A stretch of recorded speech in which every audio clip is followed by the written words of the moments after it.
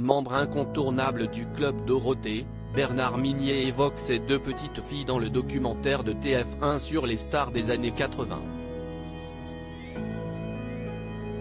Un grand-père très attentionné.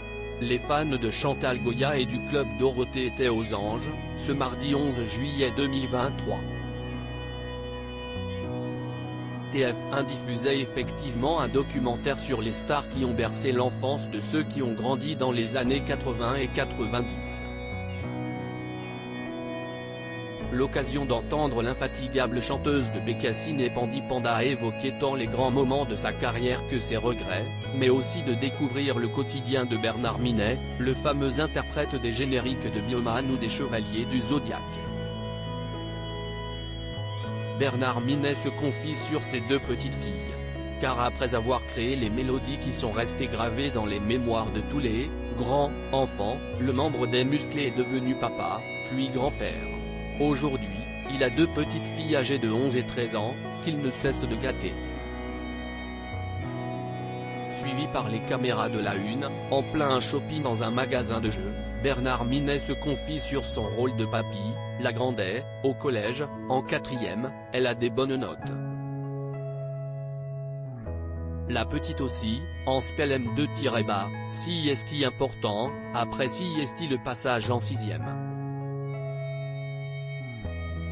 Quand je fais des galas, je m'arrête toujours, même dans les stations-service, pour leur ramener une petite bricole, CIST normal, raconte le chanteur très attentionné qui, à 69 ans, parcourt toujours les routes de France avec une reprise en version métal de ses plus grands tubes. Bernard Minet inconsolable au cours du documentaire, Bernard Minet est également revenu avec beaucoup d'émotion sur la perte de ses amis du Club Dorothée. Le grand drame de toute cette aventure et la plus grande tristesse, c'est la disparition des membres qui sont partis trop vite. Il y a d'abord Corbier et Ariane. J'étais très proche de Framboisier, c'était comme mon frère, on continuait à se voir après. On avait des tas de projets à continuer. Il est parti trop vite comme René, regrette le musicien.